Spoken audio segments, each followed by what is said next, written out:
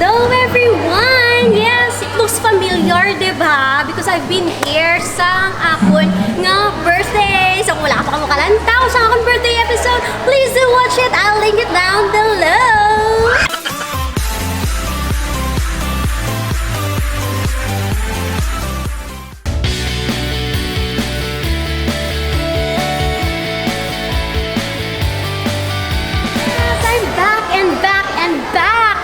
Sa Adventure Central sa may Esplanade and subong ari kita para mag-cover sa Climb Out of the Darkness nga event sa Postpartum International. Nag-registration dito sa Dalom. Amo gayni samtang nagahulat ako sa iya kay busy pa to sila sa Dalom mga pikitaan ay diri sa babaw.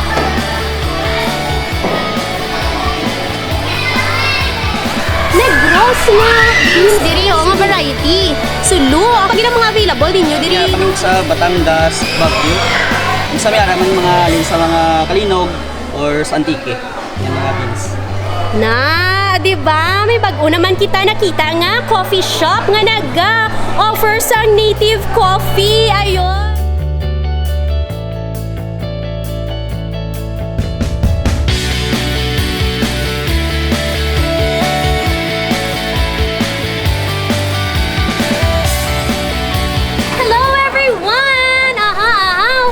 Subong sinang George. Supod na ako na siya sa Teatro Amakan pero subong I am here with her na nag-represent siya sa iya nga organization which is 9 and Beyond. Ayun, kagupon na unang iya baby si Trey. Hi Trey!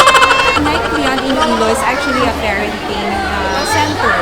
So anything to do with motherhood, with parenting, with children. So may kami classes, may programs, and workshops, and then mga activities like this. Oo. Galing tika hindi pa kita mother. So medyo hindi pa kita maka-join sa mga activities pero damo man sila mga activities like lately may mga arts and craft, no? Tapos mga bonding moments gigaya with mom and children. Well, we want to empower mga mothers and now since we have rebranded, we really consider the fathers.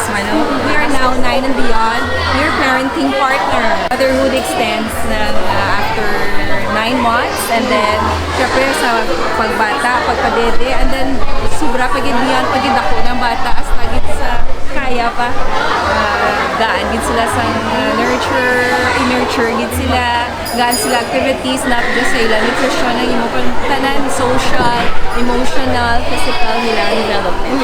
Kaga kita ko gid man sa isa ka family important gid nga holistic ang growth, hindi lang siya sa mother nga side, ang comfort, ang security kag ang support sang father is also very very important gid pagabot sa pag-alaga kag pagtatap sa aton nga mga kabataan.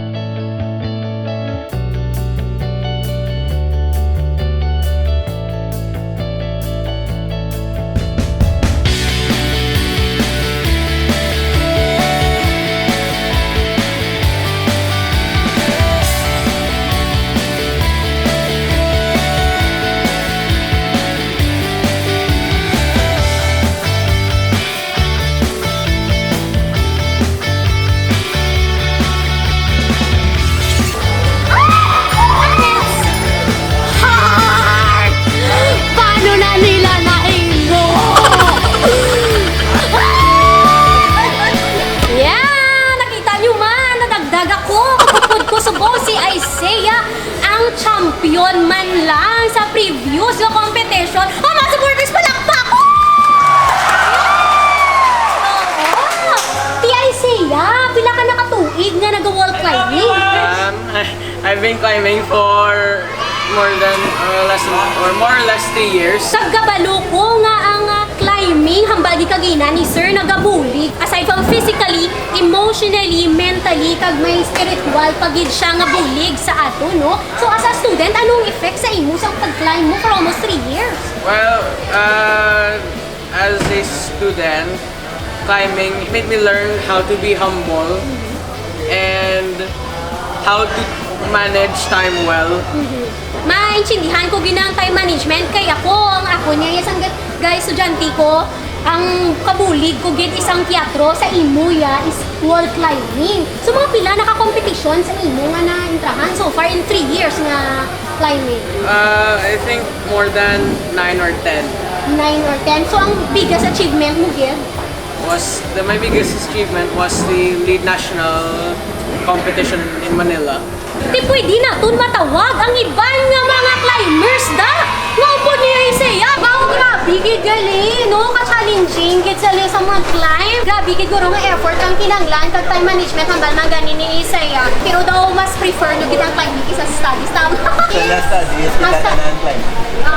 Inising saya mas prefer yung ang studies. Ano ron? Yes. Diba? Ano ron? Hindi na pangagot. Balaan ko man kay hindi ka man force na may aragi man yung nga tao yung nga mas nag-excel sa mga activities kaysa sa study. So, we really understand. Kag kung maging sa future, professional climbers, ato na ang goal ay. Di ba? Si Manang, ma-professional climber, ginaya sa National team man ah. Ma-national team! Ayun! National team na ko dahil. Diba? Imagine nyo, pag na-part na siya sa national team, hamba ko nga, oh my gosh, they're part of my vlog, diba?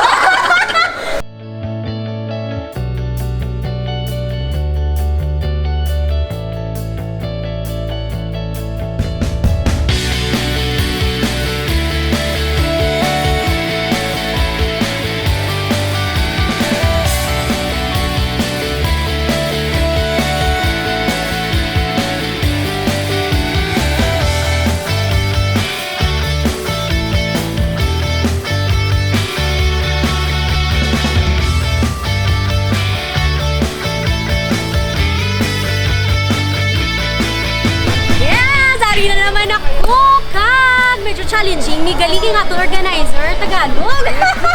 So feeling ko, ma-challenge kita ko kasi Curves is one of the, actually ikaw gid ang head, no? Climb leader nga ginatawag sa ating postpartum heroes ng organization. And Curves, my question is, English yun! So, what is the importance ng family when it comes to our mental health? Tagalog? Yeah, Tagalog. Ang climb out of the darkness, pang suicide prevention yun, tulad nga na sinabi mo. Ina-emphasize natin ang nga role ng family. All the family sa suicide prevention is mainly na sa mga magulang. So, importante ngayon, lalo na sa mga kabataan, yung nafe-feel nila na napapakinggan sila. Dahil, di ba, sa social media, nangyari sa mga kabataan, masyado na sila sa cellphone, nakaka-apekto na sa kanila, no? So, importante na malaman nila na ang magulang nila nandiyan, handang makinig, hindi sila i-judge kung ano man yung sabihin nila sa mga magulang. At the same time, nasa mga magulang din, yung alagaan din nila yung sarili para maalagaan nila kabataan. Oo. It's very important to first help yourself, Gidyaya. And I heard earlier, naka-experience ka sa postpartum depression. Paano na siya i-hambal, Gid, ang term? Postpartum depression. Tama. Sabi sa inyo, tama. Nakikinig ako. So, kindly educate us more kung anong ginatawag or ano na siya ang experience ng postpartum depression mo.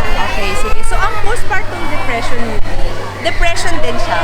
Ang kaibahan lang ay nararanasan siya ng mga nanay mula 6 weeks pagkabata. At may mga studies na nagsasabi na even hanggang maka 1 year ang bata, pwede pang maranasan ng nanay ang postpartum depression. Yun lang yung pagkakaiba na may bata na siya. So, meron din yung usual symptoms of depression, yung meron kang hopelessness, hindi ka makatulog, hindi ka makakain ng maayos, hindi mo naalagaan yung sarili mo, sobrang lungkot, sobrang galit. Yun yung mga symptoms. Plus, may thoughts ka to harm either yourself or the kid. Yun. So, paano? Or, Tagalog naman paano? Paano mo na-survive yung experience na yun? Anong pwedeng gawin ng mga viewers natin na kakapanganak lang, tapos nakaka-experience na parang hindi ko kaya to ang pagiging mother, ganun ba? So, sa experience ko, no, ang pinaka-importante is yung self-awareness. So, malalaman naman natin yun di ba? Kung may iba na sa mga kinikilos natin, na wala na tayong pasensya, wala na tayong gana. At kapag aware ka na parang may hindi na tama, importante yung next step is to reach out. Sa mga taong depressed, alam ko yung pinakamahirap. Kasi may guilt feeling. Pero importante na alalahanin natin na may mga tao na nagmamahal sa atin, na handang tumulong sa atin. It's kailangan lang natin abutin yung kamay. Tapos sa mga nanay naman, okay lang mahirapan tayo. Dahil ang pagiging nanay, isang na naman yung chapter sa buhay ng isang babae. At it comes with a lot of challenges, and that's the reality. So okay lang na mapagod, okay lang na magalit tayo sa mga anak natin, huwag lang natin silang sasaktan. Okay lang maranasan natin yung mga nararanasan natin emosyon. Tsaka okay lang din na humingi tayo ng tulong. Kasi minsan ang mga nanay, gusto nila sila lahat gagawa. Kasi gusto nila sila mag-aalaga ng mga. Pero may mga panahon na kailangan din natin magpahinga. Diba? At kapag nakapahinga ang nanay, masaya ang nanay. Ayun. And I believe among all the career sa world samtang ari kita ang pinakabudlay guro nga job is ang pagiging nanay gid no. May double time, triple time biskan midnight Walang bias pero pero ako naniniwala ako diyan kasi miski nasa trabaho yung nanay, ang impact niya nasa anak pa rin niya sa pamilya niya. So, it never ends. Motherhood never ends. Amo na very thankful gid ako kay ang nanay ko. Hi nay, very supportive gid sa ako niya ginaobra. Amo gani siya ang nagalaba, siya nagaluto. Ay nanay. Pasalamat gid kamo sa inyong mga nanay. Kay kung wala sila, wala kita dire sa earth. Kag syempre ang hambal to kagina ni Manang Jorbs, no? Importante pagana nga nga mga father kay syempre it's a community sa balay ninyo dapat mag-help gid na sila. So thank you very much, girls. Kag thank you man sa inyo sa paglantaw nyo. Di matawag na una lang hindi na kamo kapasa resume sa mga gusto da nga maging tatay isang bata ko. Kamo sa akong nga channel. Kung bago pa lang kamo diri, pindot ang subscribe button, pati ka ang lingganay, kag hindi pagkalimdin. Ruby Inspired!